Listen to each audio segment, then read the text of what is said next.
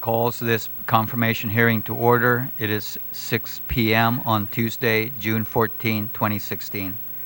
Present with me today is, to my right, Senator Rory Respicio, the Vice Chair, and to his right is Vice Speaker B.J. Cruz. To my left is Senator Mary Torres, Senator Tommy Morrison, and Senator Tony Etta. Thank you, everyone, for joining us tonight. Notice of the public hearing was provided to senators, stakeholders, and the local media on June 8, 2016, 5-day notice, and June 10, 2016, 48-hour notice, thus meeting the requirements of the open government law. This public hearing is also being broadcast on local television, so for those of you who are going to be giving testimony, please speak clearly into the microphone. The committee will continue to receive written testimony for Mr. Francisco G. Santos until 4 p.m. Wednesday, June 21st, 2016. Please address testimony to Senator Thomas C. Etta, Chairperson, Committee on Transportation, and can be dropped off to the mailboxes here at the legislature or emailed to office@senatoretta.org. We'll go ahead and we'll start now with a public hearing. So we have signed up. Thank you for being more clear.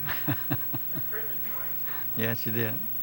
Mr. Ken Leon Guerrero, Mr. Joe Camacho, and Ms. Joanne Brown.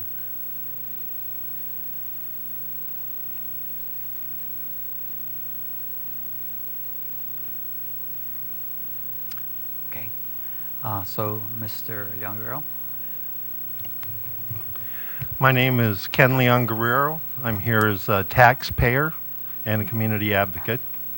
And I've submitted written testimony as well as my oral testimony. A leader is responsible for the actions of his subordinates. And as the chairman of the board of directors, the actions of the management team are a result of his leadership.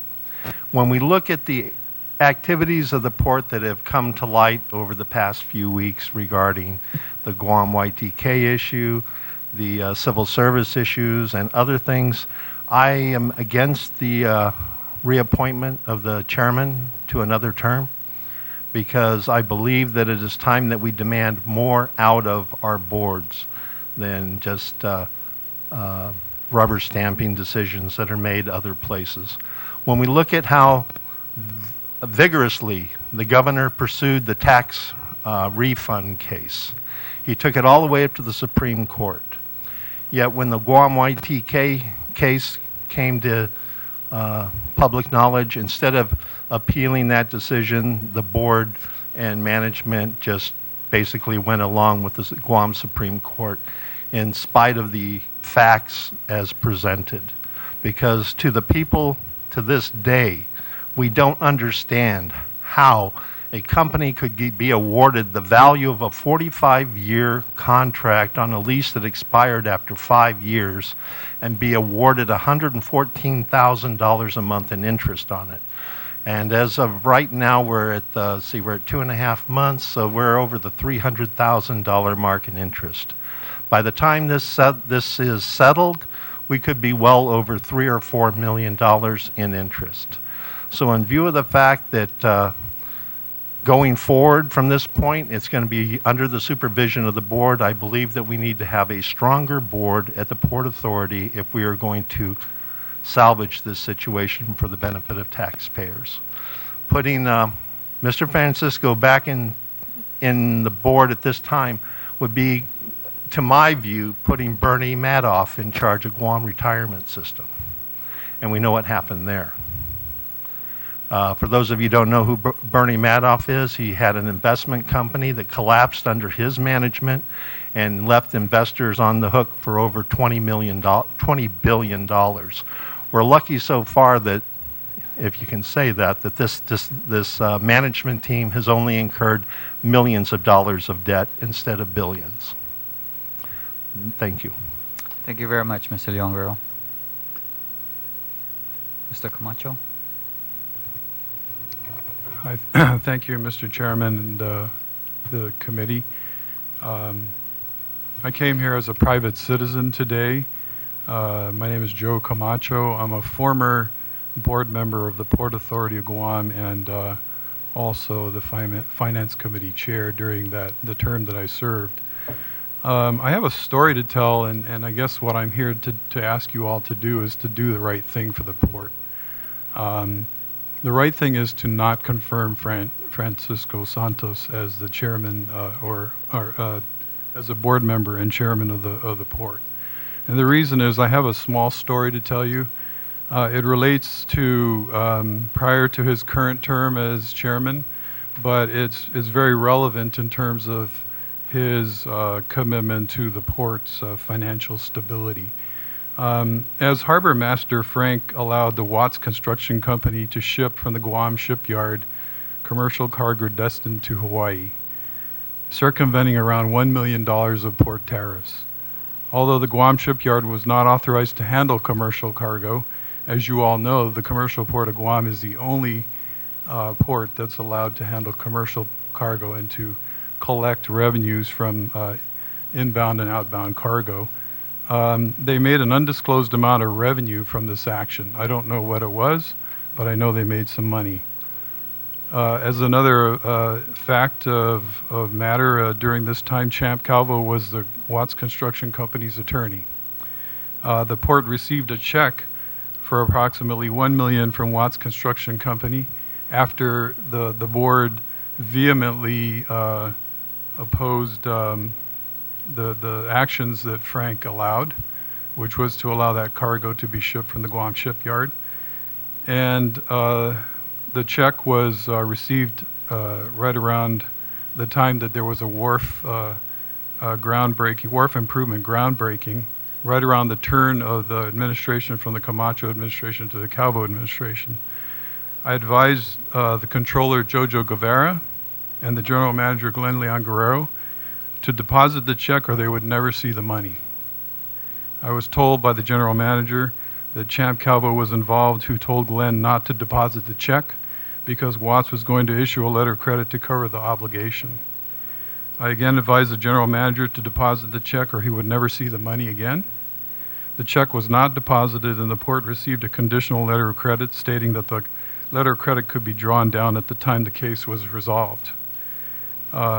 Needless to say, under the new administration, the port lost the $1 million and the legal fees were settled and the port had to pay them.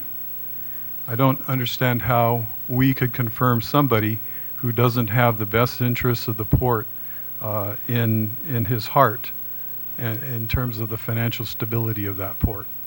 It is where all of our commerce comes in, and we owe it to this community to make sure we have honest, transparent people on that board to ensure that they have the best interests of this community at heart. Thank you very much, Mr. Camacho. Thank you very much, Mr. Chairman. I'm certainly here to testify in favor of the appointment of Francisco Santos to serve as chairman of the Port Authority Board. Certainly hear the comments of the previous speakers. My experience in dealing with him have been during the last 2 years that he's served as the board chairman. I think some things need to be clarified. Not everyone is up to speed with regards to certain issues, including the YTK issue. So certainly for the record, for those that are not aware, I understand because this may have come to light to some recently because of the publicity on it. This is a very long-standing issue. It is not something that I, as general manager or the current chairman, entered into. That agreement, for those of you that are aware, as I'm sure you are, Mr. Chairman. I think maybe you should confine your comments. I understand, but I am doing so. Please allow me to make my comments. And I am making them in reference to the chairman because I think that needs to be clarified. Some statements were made that are inaccurate. He is here before you. I'm sure other members might be interested in knowing. So I feel a need to clarify that. That contract was entered into in 2001 by then chairperson Arlene Berdalio. That contract was signed by Frank Camacho at the time, who was the general manager. Perhaps some think that Supreme Court orders are inconsequential. We did challenge that in the lower court. We were successful with regards to the legality of that particular contract. Again, that's something we've inherited during our tenure. We were challenged to the Supreme Court. The Supreme Court ordered arbitration. I did attend that hearing, and it's on that order of arbitration that we had to enter into it. That was the outcome of the panel. During our tenure with the current chairman, including the previous chairman, Dan Tydinko, our direction has been to oppose that contract. We argue the legality of that contract. For a very fundamental reason, for those of you that have been around a while, have often heard that there's a 5-year limit to the length of leases that we at the port can issue. Otherwise, it requires approval by the Guam legislature. We're not aware that such approval exists. We don't believe that contract is valid beyond a 5-year period. And so we are challenging that. That's the direction that was provided to me during my time by the previous chairman and by the current chairman. So I just wanted to clarify that for those that may not be as informed, that unfortunately there are issues from the past that have been left for us to clean up. That's one of them. We may not be, and certainly in agreement with the arbitration panel. Shortly, the Port of Guam will provide its official response to the court, and then we will take it from there. But I think it's important to clarify that, because some people might be under the representation that we somehow have entered into this agreement and we're unenlightened and unaware and not looking out for the best interest of the port. I can't comment on previous issues that were brought up, but I can at least for the 2 years that Mr. Santos has served on the board. Probably out of anybody in this room, he's the most experienced. Frank Santos became an employee of the Port of Guam before the Port of Guam became an autonomous agency almost 40 years ago. And that was in 1975. He's been with the Port of Guam since 1974. So certainly in terms of his experience and his dedication, that I have seen. In terms of ensuring that the port is properly run, he's been very responsive to doing that and ensuring that we in management address that. When I hear statements of misinformation that were provided the other day that doesn't allow people that perhaps in the case of Ms. Taitano, who for the past year has not been involved in day-to-day activities, and statements that are made, again, that are inaccurate. References to, you have 7 long-term disability individuals, therefore, what are you doing about this? Assuming that they're on workers' comp. That's not the case. In those cases, those individuals are on long-term disability because they have heart disease, diabetes, and other health-related matters that are not connected to work-related activities. And of the 4 that we did have, 1 has since retired, 1's returned back to work, and 2 currently have had their requests for medical retirement denied. So while I understand you might want to get into the weeds of issues, at the same time it's important to ensure we have accurate information, factual information that's being provided. I mean, if the intent is to slander or defame or put derogatory statements because you don't like the nominee, of course that's your privilege whether you want to vote for that individual or not. I just want to make sure publicly that accurate information is provided and things that we can readily pull out of our files to provide to you should you desire that. Because, well, I understand the political process, the good and bad of it all, and some of the unfortunate things at the Port of Guam that we've inherited. Doesn't mean we're responsible for every little thing that has happened there. Some of these things have been left to us to have to deal with, have to address, in some cases, in many cases, unfortunately, have had to clean up. So with regards to the current nominee before us, I have to say he's been very responsible. In terms of his attendance, in terms of his engagement, in terms of his support that he's provided to the employees at the Port of Guam. He's been there for all of that. And so certainly my position is to ask for your support for Frank Santos to continue another term with the Port Authority of Guam. Thank you. Thank you very much. Mr. Pangilinan? Good evening, Mr. Chair and committee members. Please My name is Felix. Please speak closer into the mic. My name is Felix Pangilinan. I am the Deputy General Manager to the Port Authority. And I've served 34 years at the Port Authority, and 28 years of that has been under direct supervision of Mr. Frank Santos. I've learned a lot from him, and I think he is a very big asset to the Port Authority. Since he's been our board chairman, he's given us nothing but good direction on where the port needs to be. And this management team is working very well with Mr. Santos and the rest of the current board members. Mr. Santos is also a retired from the harbor master. And in regards to Mr. Camacho's comments about the Watts situation, I was the assistant harbor master at that time. And that You was don't need to rebut his comments. He's entitled to his comments. Just yes, stick with understood. Mr. But I want to set the record straight, Mr. Chair. Okay. The employee that allowed that Watts barge to go over was given a letter of reprimand in regards to doing so. He made a mistake. Mr. Santos made sure that that situation never happens again. So in regards to that, that was not his fault. I was the assistant harbor master at the time, and we took appropriate action in regards to that, just to set that record straight. Mr. Santos has been nothing but supportive of the management team and the employees of the port. So I beg of you guys to give him another term. A lot of things are happening down at the port, and we're moving in the right direction. There's a whole lot of more work that needs to be done. And Mr. Santos, I feel, with his vast experience, is a person to lead us. Thank you very much. Thank you very much, and thank you for your testimony.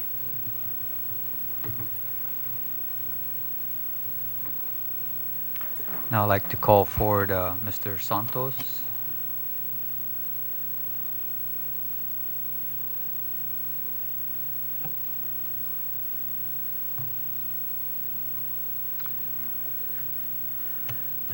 Yes. Yes. Yes. For day and good evening, Mr. Chairman and members of the committee. My name is Francisco G. Santos.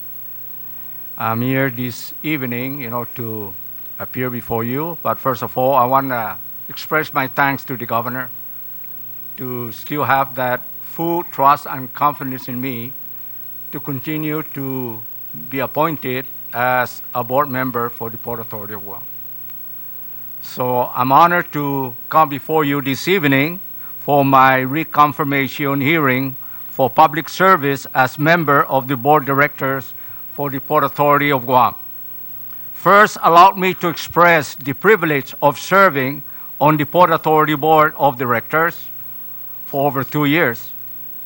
During this period, I have witnessed and been part of the tremendous progress, positive change at the port. This includes the port modernization improvement of the port footprints that allowed the expanded staging area, new terminals, yard facilities, security, communication enhancement system upgrade, and also to the repair of the existing facilities such as the marina docks, repair upgrade of the acquisition of cargo handling equipment, among others. There are milestones and better position, and to shape the Port Authority of Guam as a transshipment hub for our sister island, which also provide the capacity necessary for the military build-up. With well-developed facility, the new equipment, the port employees are armed with the working environment that enhance the movement of cargo and people of Guam for the business community and also to our neighboring islands. While this historical accomplishment, the port continued to progress the modern times in keeping the maritime industry. For instance, as many aware of the port terminal operating currently underway as soon to go live, such as the terminal operation system provide the automatic system that control the movement of storage, different type of cargo, port terminals, and provide the efficiency of equipment inventory plans, the yard, berth vessel, and the gate operation, and so forth. Aside from serving as the board members, I retired from the port for 36 years as a harbor master. I almost spent almost half of my life at the port. I love my heart is still at the port. My concern is also for the port, the employees, and also taking care of the port for the people of Guam.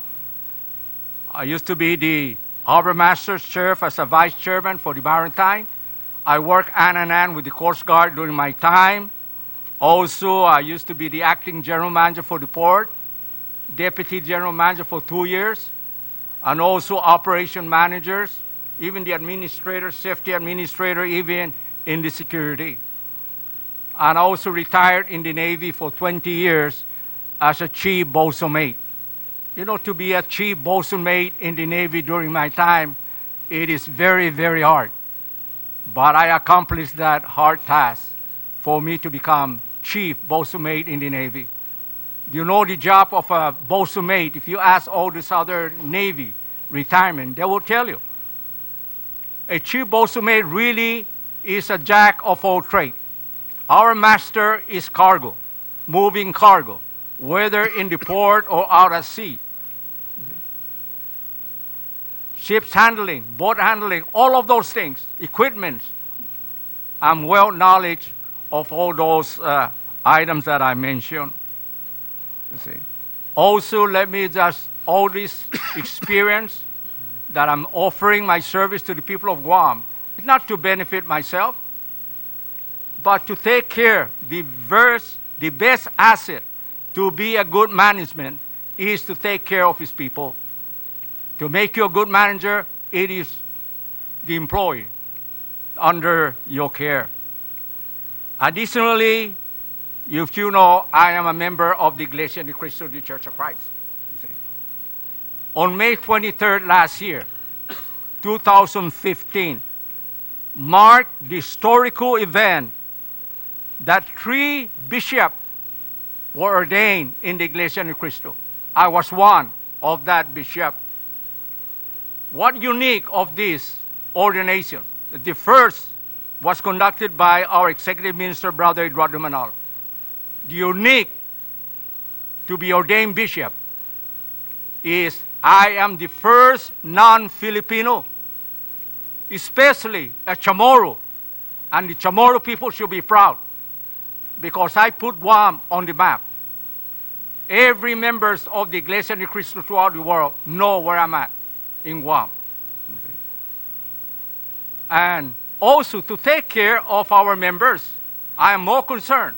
I know how to deal with people, not to benefit. Like my position in the church is to serve, not to be served, and to take care of the welfare of our members. As you know, that the Iglesia ni Cristo expand here in Guam. Before we only started in Harmon. Now we have Upper Heights, Jigo, Mangilo. Now we're going to establish one in Machanao this year. You see? And I'm asking you again.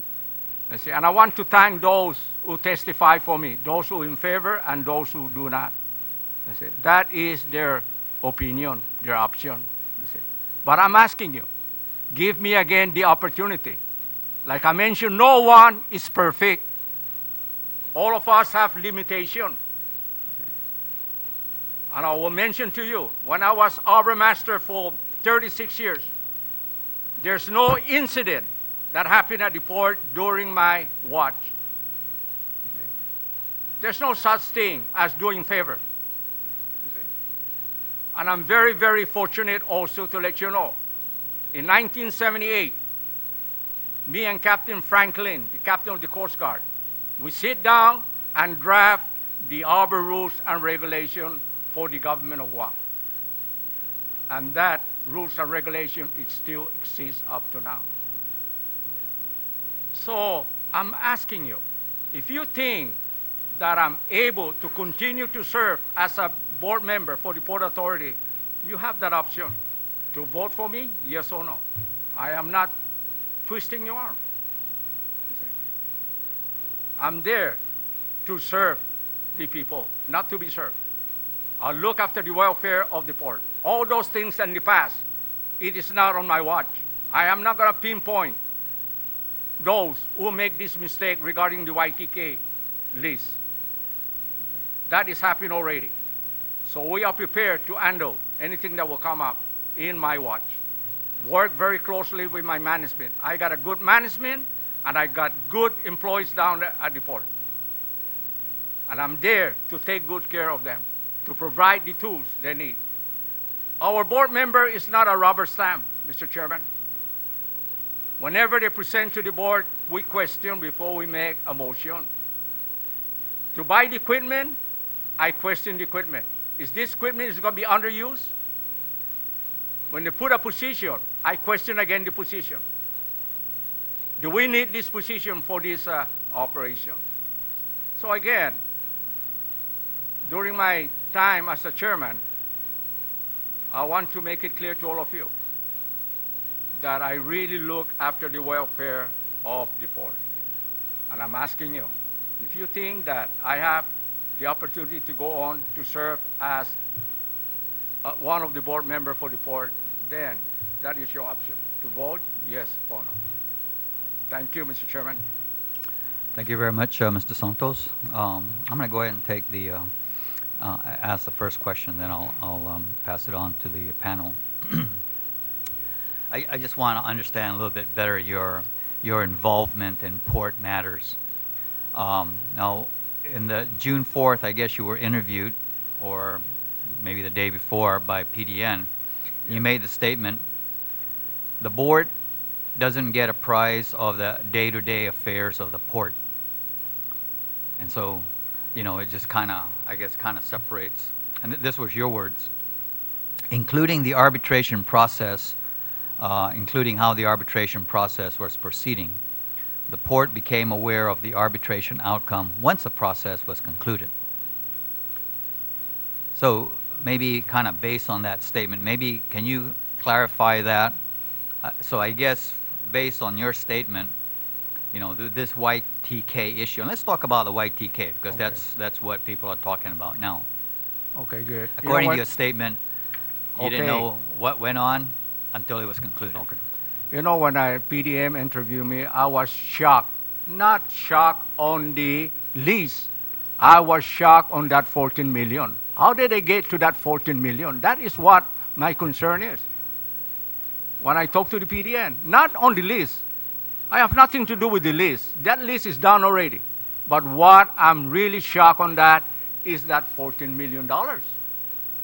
Everybody will be shocked on that. Imagine the amount. How did they get to that? I'm not a lawyer or anything like that, but that is my concern when it comes to that YTK lease, is for that 14 million, Mr. Chairman. Was there a port representative that was sitting in those arbitration discussions? Really, I cannot tell which one, who's the one. I cannot give you that answer right now. Okay. Because when something happened on the legal matter, we let our legal counsel handle it and manage it, not the board. The board will never sit in any legal matter. We are just a policy maker. We let the manager do that and let the manager make a report to the board. I see. Okay.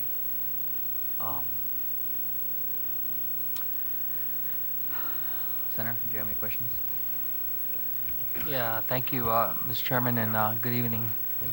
You know, Mr. Santos, you certainly are presenting yourself with a man of a lot of passion. And what I want to know is, and why we're all here really, is the YTK situation. And it's presented by the general manager and it's presented by yourself. This is a situation that the port inherited. And you said something tonight where you're going to take care of things that happen under your watch. And so where we're at today is that there was an arbitration and there was a judgment which the port has to pay $14 million. And I don't know how successful the port will be in challenging that decision made by the arbitration panel. But what I want to know is, basically along with what Chairman Ada said, is I kind of want to know the level of the board's involvement. Was there any motion that was adopted that instructed the legal counsel to fight the arbitration decision, or is this something that the management is pursuing on its own? Is this something you believe is just management? It's not board? I believe what we are requesting is to file a motion to the Guam Superior of Guam and request, you know, to set that decision aside. Okay, I understand that that's what the legal counsel communicated publicly, that the port is going to file a motion Yeah. to try to undo that decision that was made through that arbitration process. But is that action because of something that the port adopted formally? Does the port get involved to the extent that that it was brought up in a board meeting and that motion was made to file a motion to appeal that arbitration decision, or is it just something that's happening? I'm trying to determine here if the board is actively pursuing this appeal, or is it just because the appeal is already being pursued that the board's not getting involved? I believe the management and the legal counsel are working together on that issue. Once they get all the information, then they'll go to the board. So you don't feel it's necessary for the board to... Board have nothing really, we don't have the power to interfere with that legal matter. Okay, so let's go to the next, my next question here that I want to bring up with you is, so if the $14 million judgment stands, and you mentioned that you're going to deal with things that happen under your watch, as a board, you would have to develop some policy to try to determine how that judgment is going to be satisfied. Has there been any board discussions, hypothetical or otherwise, that's with respect to what would happen to the Port Authority if that $14 million had to be paid? Not at this time. Once that time comes, Senator, then my management team and also the finance team will sit down and have a meeting and present what had been discussed to the board, and the board will make some motion. But don't you think that it's prudent leadership to... Already there's a judgment that was rendered that the port is faced with a $14 million payout. Don't you think that it's prudent on the part of the board to have some kind of tabletop exercise to... I mean, you see that this storm is approaching, and if the storm doesn't hit, you thank God that we were saved. But I think at this juncture, I was hoping to get some kind of comfort level from you that the Port Authority Board has been in discussions to determine what that impact would be, how that judgment will be paid, and what that impact and that payment will be, and what the port will do to mitigate the cash flow that's required to be generated to pay that. That's why I came to the hearing tonight, Okay. to give you an opportunity to talk openly about what that impact would be, and under your leadership, what your leadership would provide, how much passion you would contribute to that exercise, and determine how that $14 million will be paid. I met already with our finance manager in the port, the senator, and we're discussing regarding that matter. In case something that will come up, let us prepare, to tackle this $14 million. Of course, when we have to pay that $14 million, we have to go to the legislature and also the PUC will be involved in this payment. So I was talking already with our finance personnel regarding that issue. Get ready and start preparing, just in case that thing will come up. If I hear you correctly, are you suggesting that the tariffs would have to be raised? No, I'm not or- mentioning about tariff, Well- because I don't want really to raise tariff, because when you raise tariff, then everybody will suffer. All the, the goods in the sale will go up. But when you said you have to come to the legislature to prepare, what kind of legislative remedy are Maybe you we can talking ask about? some help solution how to really obtain that. We're going to borrow $14 million to pay that. But isn't the Port Authority autonomous? Don't they generate their own revenue? And so, in that sense, we cannot use money generated by the port for general fund requirements, and now when the port's short, the taxpayers are going to have to figure this out? Of course, I understand that, Senator. Also, management will start discussing this, setting up a meeting, how we going to pay that $14 million. Then when we find out the solution, how we're going to do it, then they'll present it down to the board. So, what were some of the initial reactions from maybe other board members or management with how this $14 million payout will impact port operations? My other fellow board members are really, what do you say? They're not in favor with that, really. They were shocked also on that. Really, we're gonna sit down and discuss this. Once the management make those report and go to the board, then the board will sit down and trying to iron that thing out. No, I'm comfortable, and I believe that the Yeah. board and the management opposes this $14 million payout. That's what I've been able to hear tonight.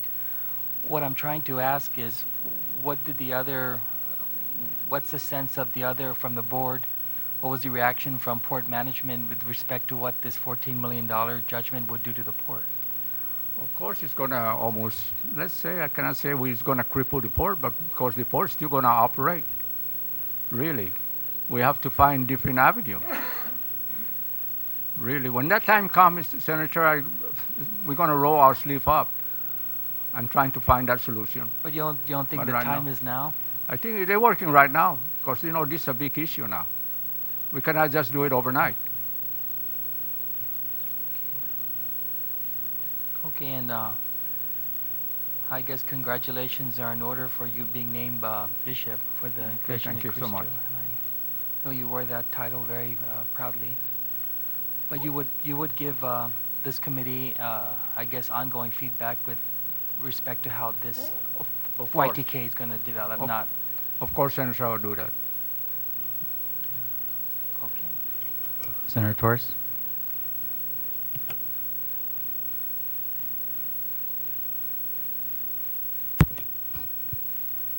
Good day, Mr. Santos. I'm listening intently to your description about your duties and your involvement, how much you knew, that you're not a rubber stamp, that sort of thing. And I was looking at the statute regarding the Port Authority of Guam, specifically 12 GCA, Chapter 8, that discusses the duties of the board. And there are a couple things that kind of stood out. One is, among others, the board shall maintain constant review and evaluation of the planning, promotion, development, construction, alteration, maintenance, and operation of the port facilities, any of which activities the board may delegate to the manager.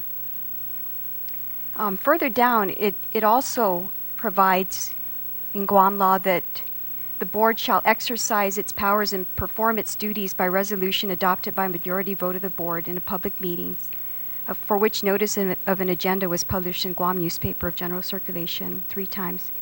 The resolution shall be signed by the board chairman and attested by its secretary.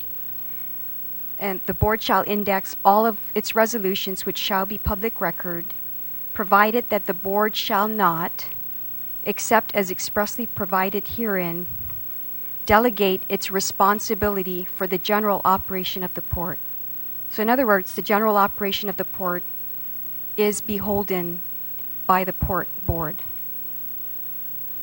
And based on the statement that you made to the PDN, where you said that the board doesn't get apprised of the day-to-day affairs of the port, including how the arbitration process was proceeding, it almost suggests, in reading that as board chairman, your duties and powers are not exercised in accordance with Guam law. Can you comment on that?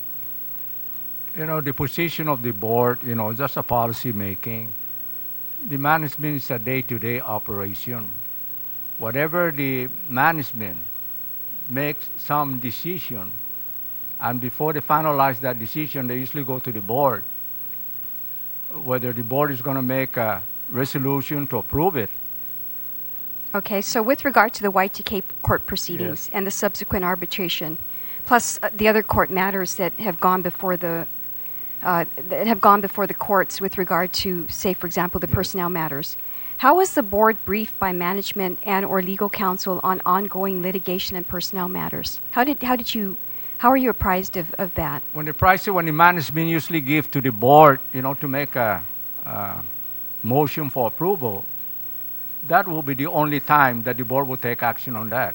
So the board has to provide approval or authorization to management on issues that they are to pursue in these litigation matters, correct? That's what you're stating? If they come to the board and we don't make any motion and most of the board will disapprove that motion, then we will not approve that. So are these matters then discussed in executive session meetings? No, And recorded and documented in official meeting minutes of the board?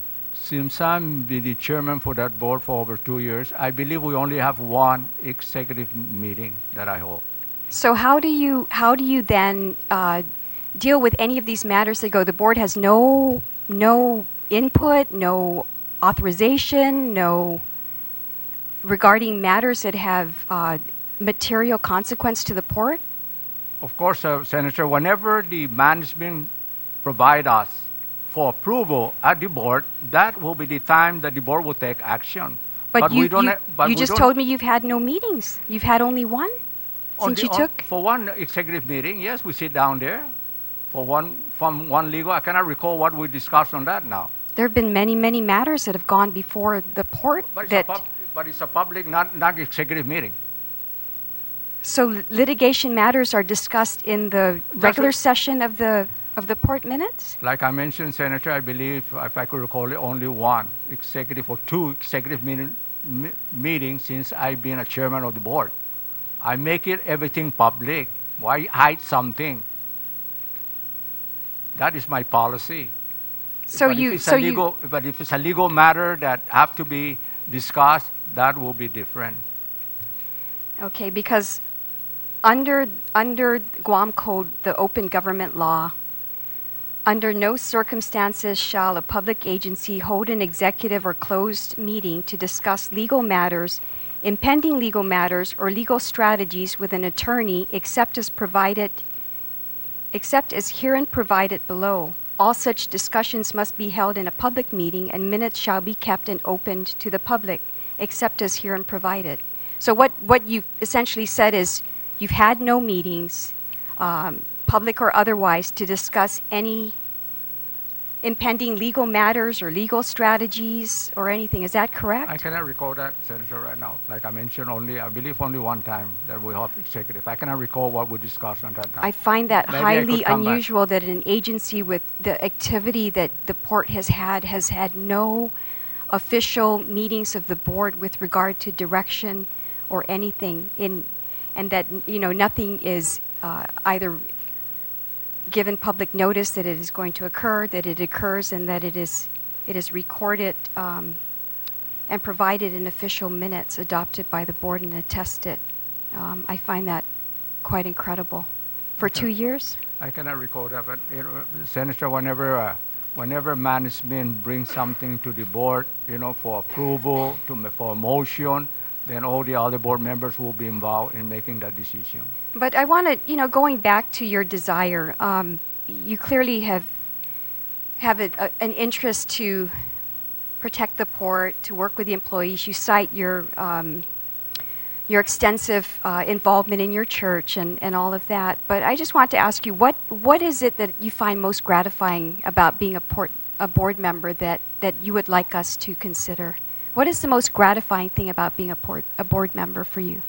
I like, what I'm requesting is to have a good working relationship with you. With the legislature? Yes. Okay.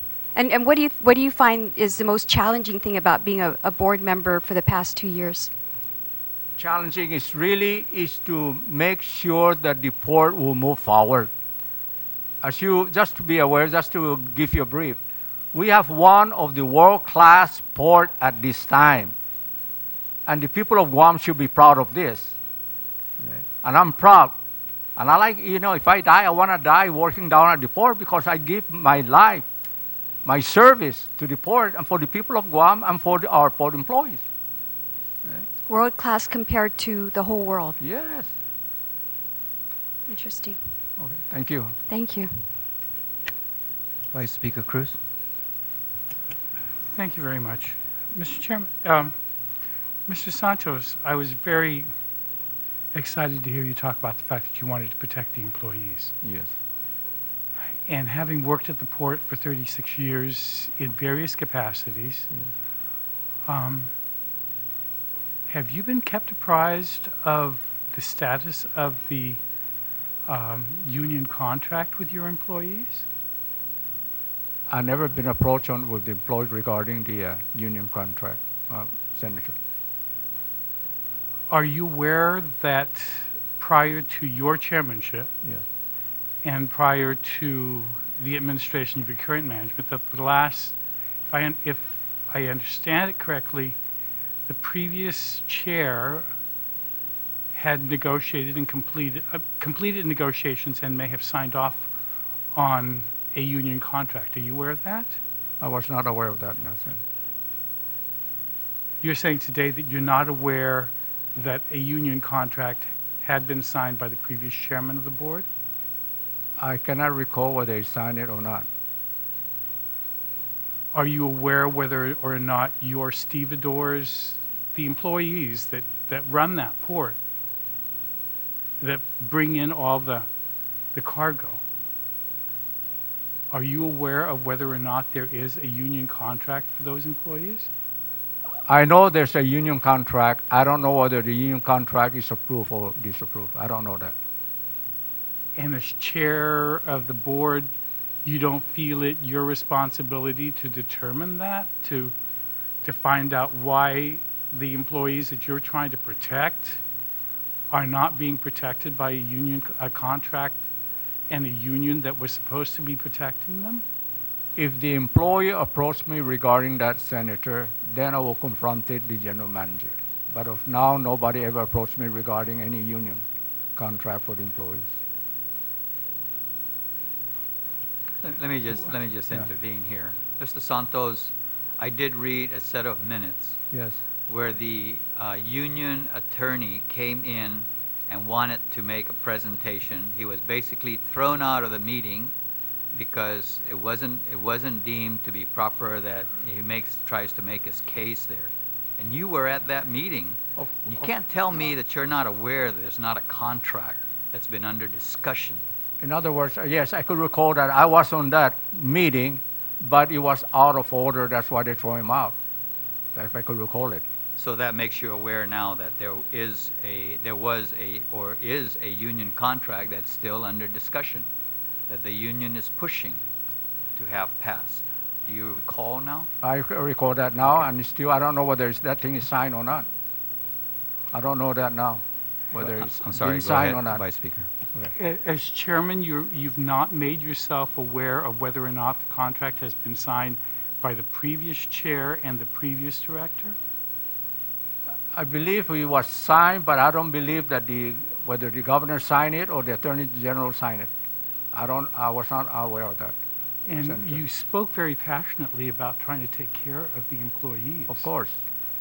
And I was hoping that with that passion that you would be looking out for them to make sure that their contract is signed and implemented so they can be protected, so that they can continue to work for the port without with the union protections.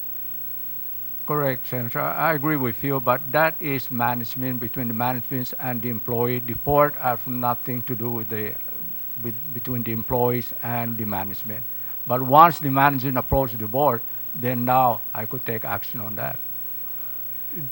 Would it be the responsibility of the board chair to sign off on that union contract, or is that purely management? Not on my watch. If I have to sign it, then my other board member will make that motion to approve it. Then they make a motion, and somebody will second and approve it, and that will be the time for me, the chairman, to sign it. In the 2 years that you've been chair, there's been no discussion, you've not been made aware over the 2 years that you've been chair that there's been an issue of the implementation of the contract, the union contract? Just like Chairman Ada mentioned, I was there during the time when one of the representatives of the unions trying to make a motion, and they cut him off. And how meeting. long ago was that? Over 2 years. And in the subsequent 2 years, as the passionate protector of the employees, have you asked management to put this union contract on the agenda so that the board can be apprised of the status of it, of whether or not you and your board members should make a motion or a resolution to approve it and to direct your management to begin implementation of the union contract? Once that contract, Senator, negotiate with the manager, because the manager and the union will negotiate all the issue. And once they come in agreement, that will be the time that they'll bring it to the board for board signature. Do you know what the status of that contract is today? Now, still, I don't know where's it at now. I Have cannot, you I cannot asked- give you. When was the last time you asked management about the status of that contract? I never asked that. Because I don't even know what happened to the contract. They never been brought up to the board. I'm deflated because I was really excited about the fact when you spoke so passionately Oh, yes. about your love for the employees and protecting them. Correct. And I thought that that would be one of the things that you would look out for. Because the manager and the union are dealing together, Senator. But if the employee ever come up and approach me and tell me something different, that will be the time that I will take action and look after the welfare of the employee. But if the employee never come and approach me and tell me their problems, how can I try to find solution for their problems? Are you or were you made aware that the port stevedores and terminal employees have brought an action against the Port Authority of Guam, filed in the Superior Court on November the 5th of 2015? I cannot recall that, Senator. I cannot give you an answer now. You very proudly talked about the fact that the port rules, the wharf regulations that you drafted in 1978 are still in effect. In this civil suit that's been brought by your stevedores, they're alleging that the port management is not complying with Port Authority rules and regulations as it relates to their hours and their overtime. Are you aware of that? I was unaware of that. You know, there's a different, when it comes to the rules and regulation, harbor rules and regulation, it's something to do with waterways, shipping, and aid to navigation, violation of the harbor rules and regulation concerning the harbor. I understand. But not really on the stevedoring. But in your testimony, yes, you mentioned that you were not only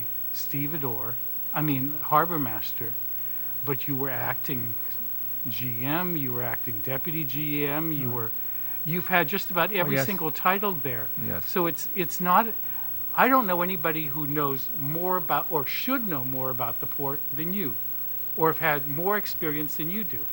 And so I'm just saying that I'm a little surprised that the passionate protector of the employees is not aware that the stevedores have brought a suit against the port because they're alleging that their hours are not being properly compensated, and that there's considerable amount of overtime that they're being denied because the way that the work week is being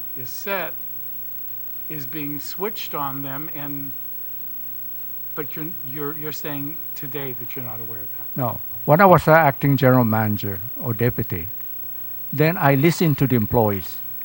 I listened to the concern because that is my duty and responsibility as a manager, to take care of the employee.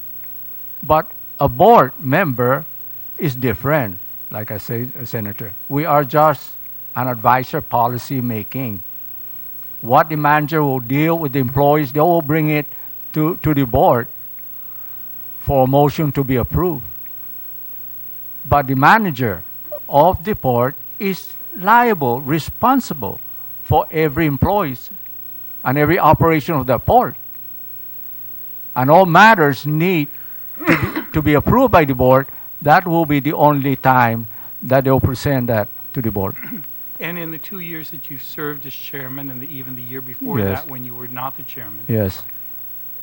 no employee has brought to your attention the fact that there's a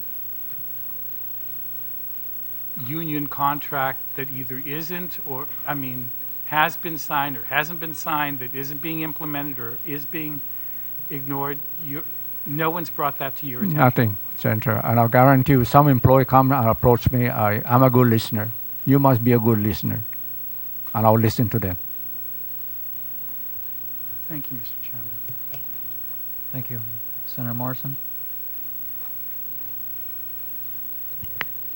Thank you, Mr. Chairman, and thank you, Mr. Santos, for being here. I want to thank all those who provided testimony this evening, and I thank you for addressing the hard questions here this evening with my colleagues, Mr. Santos. I also want to note, going through your packet, that I guess it's fair to also know that the legislature has recognized you for your outstanding service to government of Guam, and also noting not only your extensive services with the port, the experience that you bring to the port board, but also the training that has been submitted here from your law enforcement training, your hazardous waste operation training, emergency planning course training, quality circle management course training, and the public service ethics training.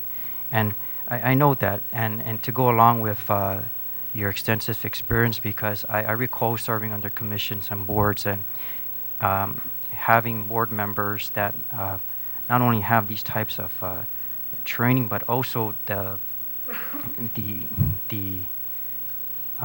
first-hand experience working in the port and bringing that knowledge and experience to the board for decision making is key. But it was very, very enlightening to hear some of the statements being made here regarding the modernization. Would you say right now the modernization improvements at the port are complete at this time? Let's say 99%. We still have a lot little project have to be completed. What little projects are there? You know, something in the marina have to be a lot of slips still have to be repaired. Some of our docking, the piers still have to be repaired. Some of the clear bollards, other stuff. Some pavement they have to be fixed in the port. But majority of our facilities up to par now. Okay. Well, Mr. Chairman, thank you, Mr. Santos. Thank you for providing information. Thank you. Senator Ada? Thank you, Mr. Chairman. Mr. Santos, good evening. Thank you for accepting the governor's call to once again serve on the board of the Port Authority. And I'd like to thank you for coming down and coming forward and actually answering the questions that have been asked tonight. And there were a lot of difficult questions here that were asked, and your candor towards them and your response towards the questions, I'd like to thank you for that. I think that the many issues that go on at the Port Authority, and you said it very well, is that you're only one person when we're all only human. We all make mistakes, and we can only work on improving on those mistakes that we make in life, whether it be in our personal relations or in our work relations. But I think that moving forward, we'll be able to work together, the committee, the legislature, the Port Authority, and working together to improve not only the quality of life for the people at the port, but also the improvement of the port modernization and keeping in that track. After 20 years of military service to our country and 36 years of service to the Port Authority, it just goes to show that your passion and your commitment is there.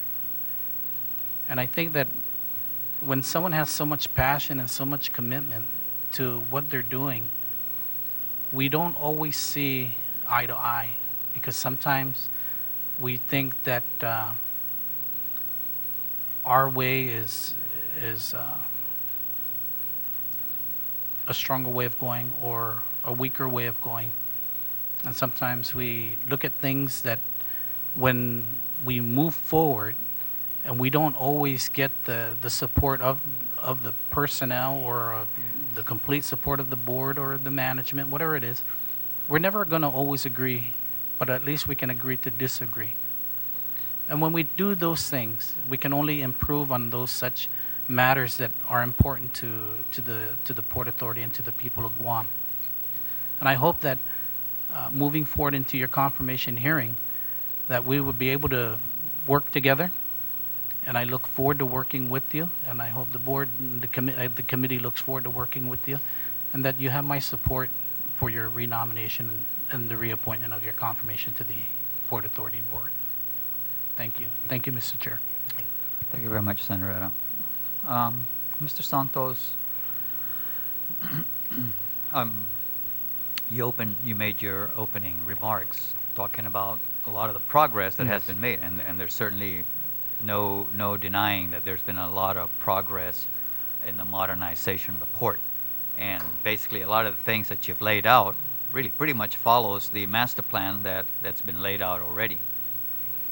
But has there been any, using the 30 years of experience that you've had and over at least the past couple of years as the board chairman, has there been any initiatives that you have basically proffered that the port should, go down the path of the initiative that you may have proposed? Whenever, Senator Chairman, whenever I suggest something to the manager, I see to it that they're following it. When I give some advice, information, new idea, we work very closely together on that. Because both our concern is to make sure that the port continue to grow and progress, because that's the lifeline for the people of Guam is the port. We make sure that our equipment are running. We are ready for the military build-up. We want to make sure that all the equipment, everything will be ready when the military arrive. Don't wait till the military arrive, then start looking for what equipment we need. But we must prepare and be ready to meet that challenge. Earlier, one of the senators had asked what's the status of the projects, and you indicated they're about 99% complete. What's the status of the service life extension project on the wharf? The wharf, we just almost finished the service F6. life extension project. Let's say F3, 4, that's from way back already in the early 70s. So let's say I cannot see the ship piling, how is it, underground. But I still say maybe another 50 years. I still say. Were you aware that the port borrowed $10 million from Bank of Guam? A large part of that was for the service life extension project.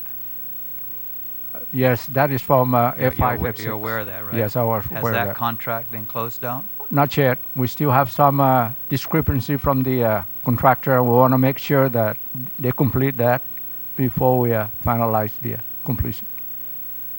Thank you. Now, with this YTK, you pretty much indicated that the decision to appeal the YTK order is pretty much a decision made by the general manager and the legal counsel. Really, the board didn't have anything to do with that. Is that correct? That's correct. The manager and the legal counsel are working together. Whatever finding, what recommendation, that they have to go to the board. Then they have to go to the board. Manager and legal counsel working together, see for the welfare and the benefit for the port, of course. Was their action to appeal prompted by you as the chairman or the board? When the arbitration is completed, I talk with the manager and also our legal counsel to go ahead and find a remedy how to fight this case. And trying to go to the Supreme. The so court. You did give him direction. Yeah, to go and appeal. Yes. You yes. did.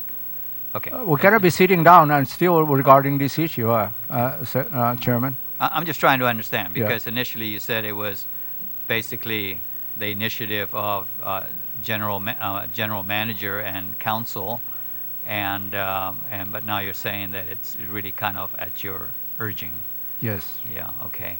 Now the Attorney General has indicated an interest in this appeal is it your position that maybe the port's legal counsel and the Attorney General should be working collaboratively? 100%. You know, I mentioned to the GM on that regarding the, say the Attorney General was unaware with this list, Right. and I believe that we provide copy regarding copy of the list to the Attorney General. Okay. So I believe the Attorney General should be aware of this list. Yeah. But are you aware of whether the port's legal counsel and the Attorney General have had their initial meeting about how to move forward on this appeal? I cannot answer that. I don't know, Okay, Mr. Chairman, thank you. regarding that.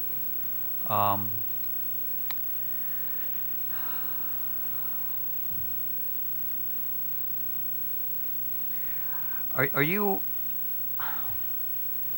pretty familiar with a lot of your long-term leases down at the port? Most of the long list that I have down there, you know, anything over 5 years, you know, we recommend to the general manager make sure that they have to go to the legislature, because we learn our mistake from the YTK. You know, Are you aware, though, that there's some leases down there that's been going year to year for quite a number of years? year to year. Yeah, I mean, as far as you know about the long-term leases down there, are they all current, or are they going on a year-to-year basis? All the leases down there, sometimes month-to-month lease. For the